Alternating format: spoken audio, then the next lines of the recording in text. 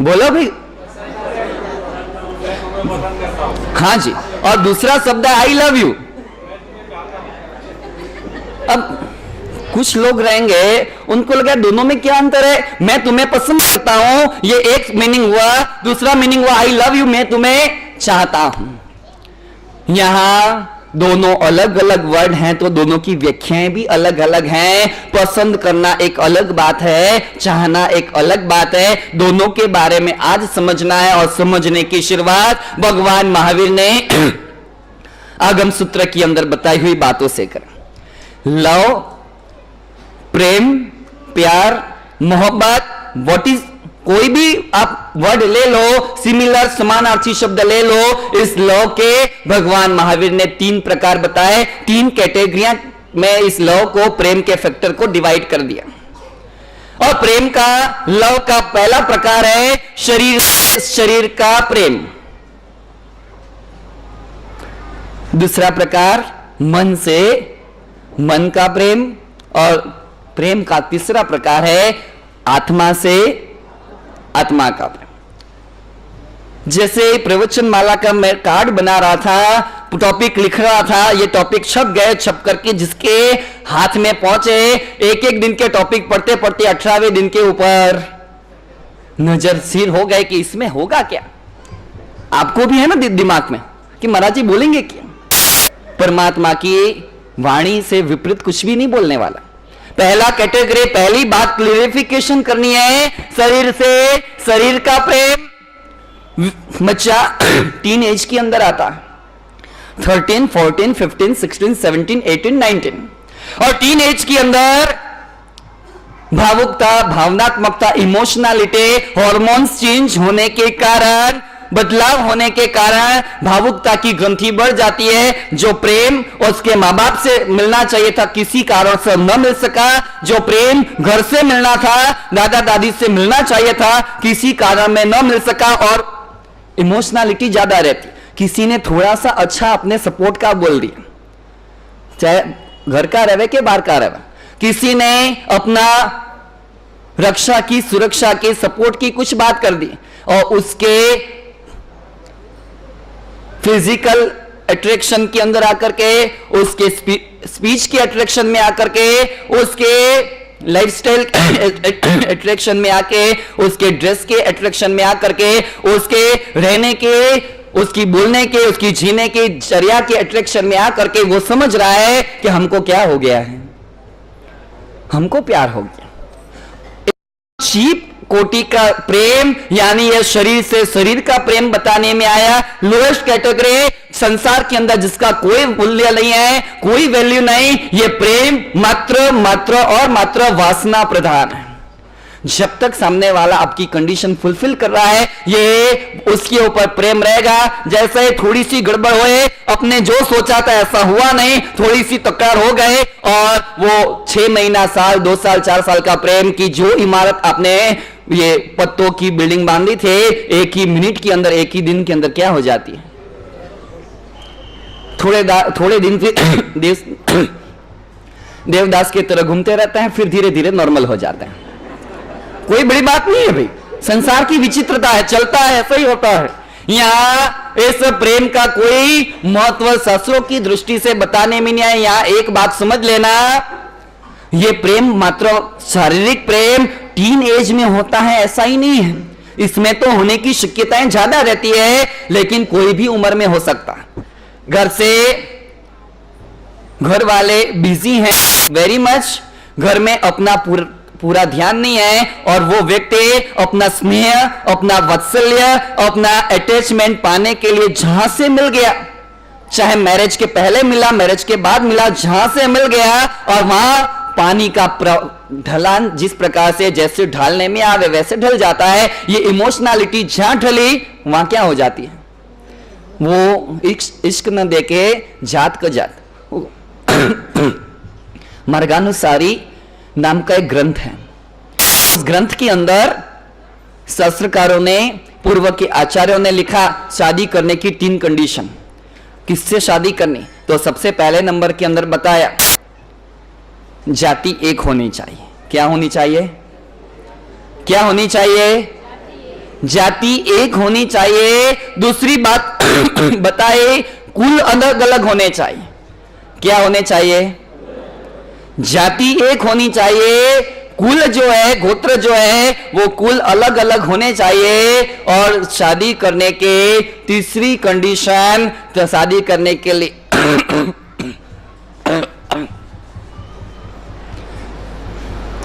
तीसरी बात बताने में आए, आर्थिक स्तर दोनों का लगभग क्या होना चाहिए? समान होना चाहिए। खोपड़ी में जल्दी बात नहीं बैठेगी। लेकिन प्रैक्टिकल के अंदर जब देखते हैं, मैं हिंदी पिक्चरों की बात नहीं करूंगा कि लड़का करोड़पति रहे, लड़की करोड़पति रहे, और फिर वो सब कहानियां, वो पुरानी सब लव स्टोरियां पुरानी होगी। यहां इतनी बात शास्त्रों ने मार्गानुसारी के शास्त्र के अंदर कर दी, आर्थिक लगभग समानता होनी चाहिए। होगा क्या? जो करोड़पति के घर पे मिडिल क्लास की सामान्य घर की लड़की आएगी, तो सास जब भी मौका आएगा तब सुनाने में बाकी रखेगी, नहीं तू तो तेरे घर से, देखो सब अनुभवी, तू तो घर से लाई नहीं, तू तो ये है, तू तो वैसी है, तेरे घर में पियर में तो कुछ नहीं है, ऐसा है वैसा है, तेरा भाई तो नहीं कमाता है, ऐसा कमाता है, वो करता है, टॉर्चरिंग होगा। लड़की करोड़पति घर से आई है, लड़का मिडिल क्लास का है, तो क्या होगा पता है? उसको, वो पत्नी को लगेगा कि पियर में रहती थी तब तो मेरे पापा मुझे ये दिला देते थे, हमारे घर में ये था, हमारे पास ये था, इतनी मजे से लाइफ चलती थी, यहाँ आकर के इतना एडजस्टमेंट करना पड़ा, इतने दिनों से कह रही हो तो भी। और जो विचारों का मैचिंग न हुआ, आजकल मैचिंग का जमाना है। आप रिश्ते देखते हो ना, तो क्या क्या देखो भाई? हाइट, वाइट,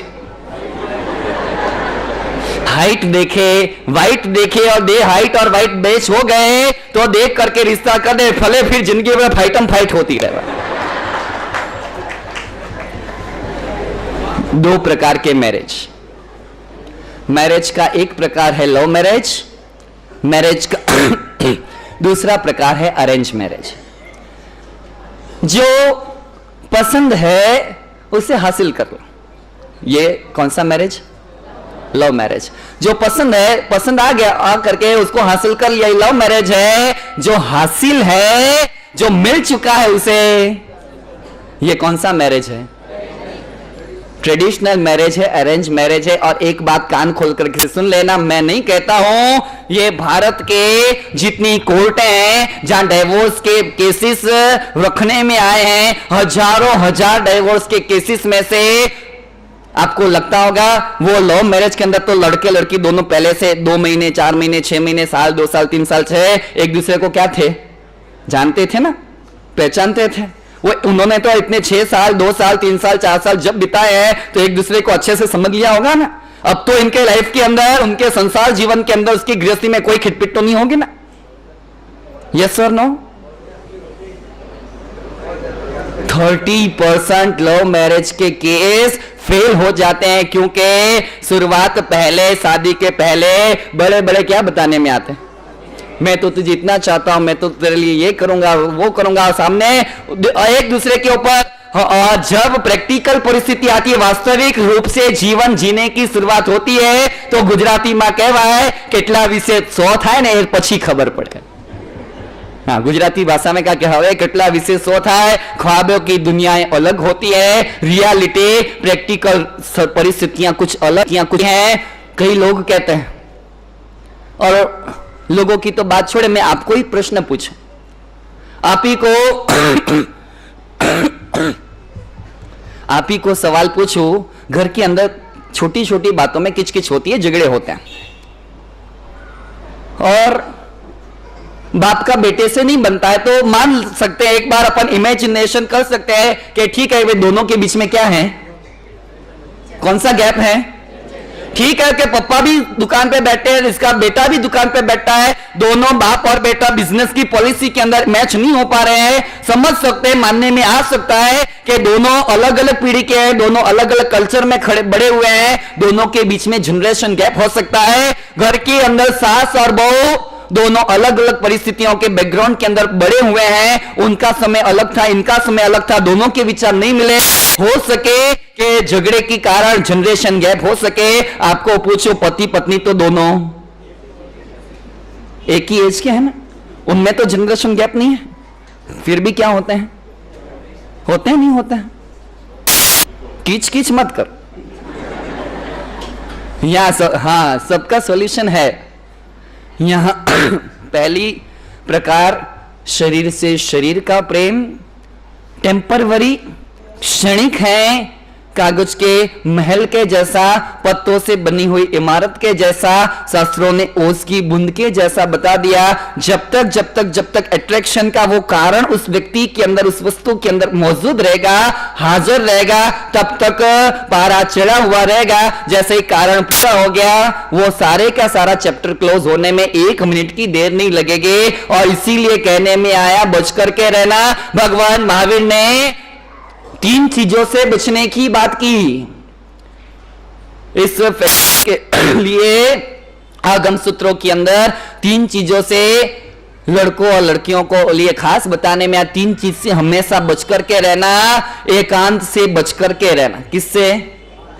एकांत से बच करके रहना, क्योंकि कहने में आया खाली दिमाग रहेगा ना, किसका घर नहीं सूझेगा, नवरे विचारी आएंगे, ऊंधे विचारी आएंगे, अकेलापना रहेगा तो पैर फिसलने की शक्यताएं ज्यादा है। भगवान ने कहा एकांत से सावधान रहना। दूसरे नंबर के अंदर जवानी के इस अवस्था से, एज से बच करके रहना। और तीसरे नंबर के अंदर अंधेरे से बच करके रहना। भगवान महावीर ने ये 3 गोल्डन सूत्र ये बता दिए। एकांत, जवानी और अंधेरा, इस 3 से हमेशा हर व्यक्ति को ध्यान रखने जैसा है। न जाने कब, किस हाल में, किस परिस्थिति में पैर कब फिसल जाए। नवरात्रियां शुरू हो गई। एक समय भारत की ये परापूर्व की संस्कृतियां, और परापूर्व की संस्कृति में आद्य शक्ति के, मां भवानी के, मां जगदम्बा के और अंबिका देवी की भक्ति करने में आते थे, अर्चना करने में आते थी, आराधना करने में आते थे। आज मुझे बोलोगे गुजरात में, महाराष्ट्र में, राजस्थान में तो नवरात्रि मनाते हैं, आजकल तो हैदराबाद में भी शुरू हो चुकी है। आपको पूछ लो, आप लोग हैदराबाद में नवरात्रि में डांडिया खेलने जाओ, गरबा खेलने जाओ, नहीं जाते हो? देखने के लिए जाओ कौन सी अंबिका की आराधना होती है, कौन सी जगदम्बा की पूजाएं होती हैं। ये नवरात्रि का कल्चर आज नवरात्रि के अंदर कन्वर्ट हो चुका है। नवरात्रि नवरात्रि न रहे, मां आद्य शक्ति की आराधना न रहे, मात्र और मात्र भोग का साधन बन चुके। कारण 3 फैक्टर, तीनों के तीनों फैक्टर जिसको भगवान ने डेंजर बता दिए थे, वो सारे के सारे फैक्टर उसमें उपस्थित हैं। एकांत भी है, मम्मी पापा के साथ में गरबे खेलने के लिए जाओ, अपने विद फैमिली, अपने परिवार को लेकर के डांडिया देखने के लिए जाते हो। पहले नंबर के अंदर फ्रेंड सर्कल जावे, एकांत मिल गया, कोई देखने वाला नहीं, कोई रोकने वाला नहीं, कुछ पूछने वाला नहीं। दूसरे नंबर के अंदर जवानी का जोश है, 65 साल वाला, 70 साल वाला डांडिया खेलने जावे। और तीसरे नंबर के अंदर अंधकार। नवरात्रि आपकी सुबह 9 बजे 10 बजे होती है। तीनों कंडीशन फैक्टर हैं। आपको सुन करके बड़ी हैरानी होगी। अहमदाबाद के डॉक्टर दर्शन करने के लिए गुरुदेव के पास में आए, वार्तालाप चल रहे थे, मेडिकल साइंस के रिसर्च क्या क्या हो रहा है, क्या क्या संशोधन चल रहा है, क्या क्या अभी चल रहा है, वो सारी की सारी चर्चाएं चल रही थे। मैंने पहले कहा ना, मेरा सब्जेक्ट है ना ओवरऑल जनरल सब्जेक्ट।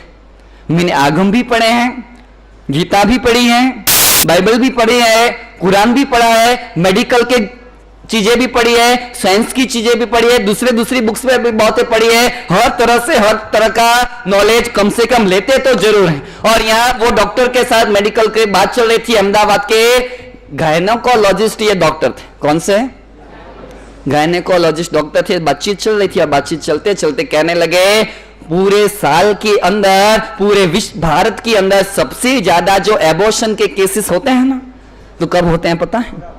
नवरात्रि के 2 महीने बाद में सबसे ज्यादा एबॉर्शन के केसेस होते हैं। भगवान ने कहा हल्के में हल्का प्रेम, शरीर का शरीर से आकर्षण, मात्र और मात्र पाप के बंधन करावे, मात्र और मात्र कर्म के बंधन करावे, मात्र और मात्र दिमाग का खराब करके आपका अमूल्य युवानी का समय, आपका कुछ कर दिखाने का जो समय है, गोल्डन पीरियड है, वो टाइम जिंदगी को स्पॉइल करने के अंदर, टाइम वेस्ट करने के अंदर हा हा ही करके पार्टियां, होटल्स, घूमने में फिरने में, गार्डन के अंदर ये अमूल्य समय निकल जावे, जिंदगी का कुछ कर दिखाने का समय हाथ से चला जावे और फिर माथे पर हाथ दे करके बैठना पड़े। उस समय में कुछ किया नहीं और आज सामान्य नौकरी करके, सामान्य पिताजी के दुकान पर बैठ करके बिजनेस करके जिंदगी धक्के मार करके गुजारनी पड़े।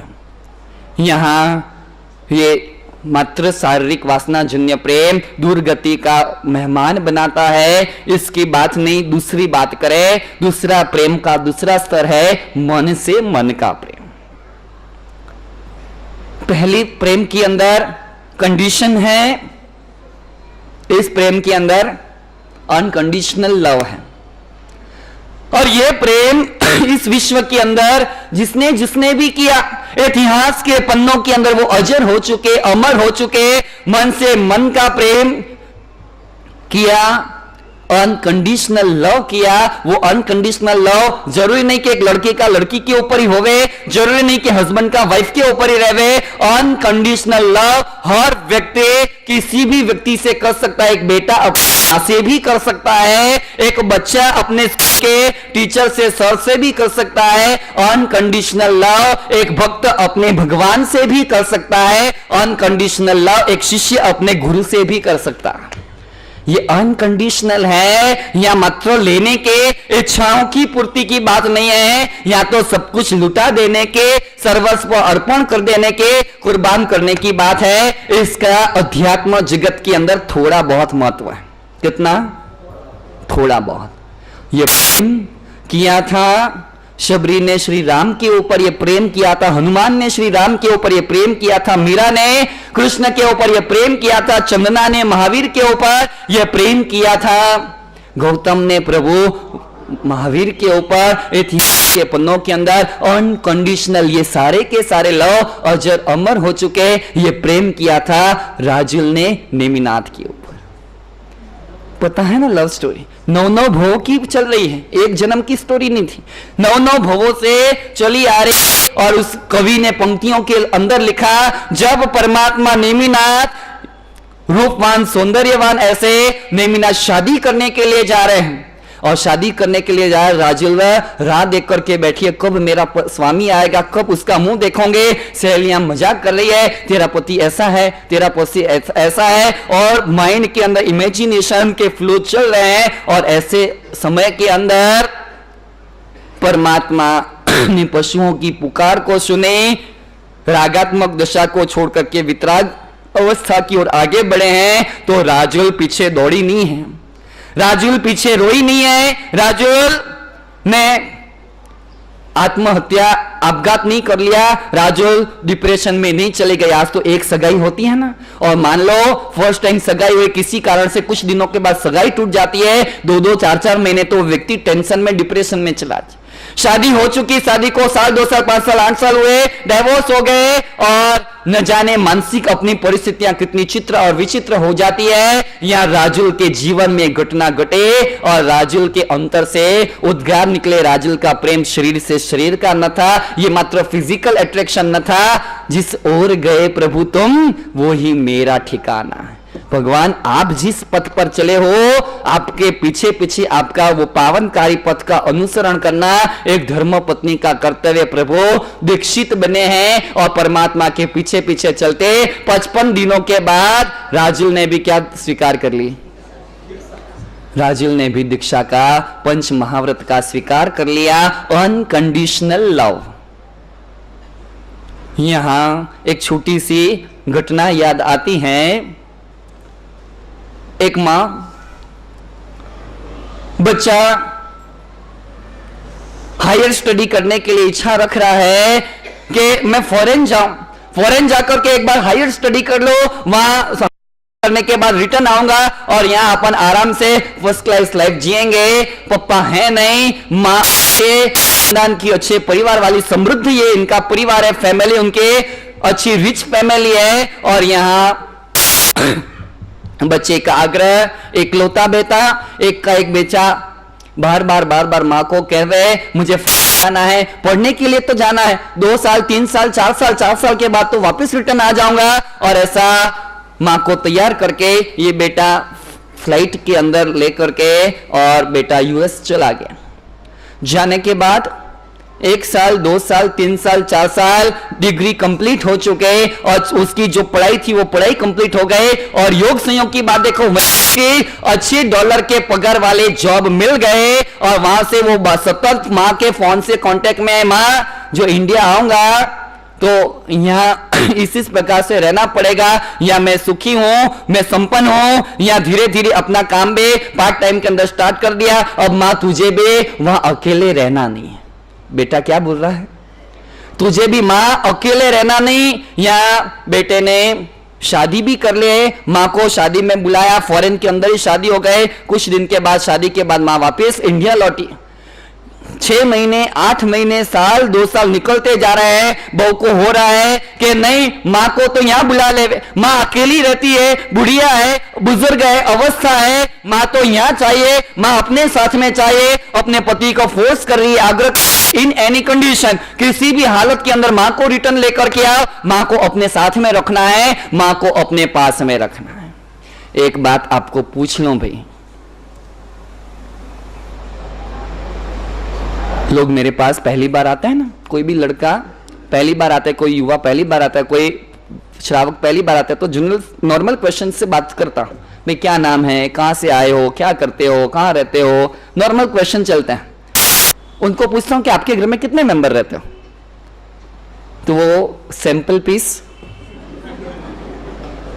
जवाब देता है कि महाराज जी हमारे घर के अंदर हम 4 मेंबर रहते हैं। कितने हैं? 4। कौन कौन? मैं, मेरी वाइफ और हमारे 2 बच्चे हैं, हम 4 मेंबर घर में रहते हैं। और एक मजे की बात ये भी, हमारे माँ बाप भी हमारे। अरे बेवकूफ, अकल के बारदान, मूर्ख के सरदार, तेरी औकात क्या, तेरी लायकात क्या, तेरी कैपेसिटी क्या? परम पूजनीय, परम वंदनीय, परम नमस्करणीय माँ बाप को तू अपने साथ में रख। जब भी बोलने का समय आवे कान खोल करके सुन लेना। जब भी बोलने का समय ऐसे मत बोलना कि मम्मी पापा हमारे साथ में रहते हैं, वो बड़े भाई के वहां नहीं रहते हैं, वो छोटे वाले के वहां नहीं रहते हैं, मम्मी पापा हमारे साथ में रहते हैं, ऐसा सिंपल मत बनना। जब बोलने का प्रसंग आवे ना तो कहना, बोलना, किसी को बताने का समय आवे तो ऐसा बोलना, माँ बाप की सेवा करने का, उनके आशीर्वाद की, उनकी छत्र छाया में रहने का सद्भाग्य मुझे मिला है, हमको मिला है। हम हमारे माँ बाप की छत्र छाया में रहते हैं। यहाँ ये बहू ने अपने पति को फोर्स किया, आग्रह किया, मम्मी को लेकर के आओ, मम्मी को इंडिया से बुला लो, वहां अकेली क्या करेंगे, काम वाली बाई के भरोसे रह गए, वो वहां का सबको छोड़ो और मम्मी को यहाँ अपने साथ में रख देते हैं। और बेटा कुछ समय के बाद टिकट आदि की व्यवस्थाएं करके फ्लाइट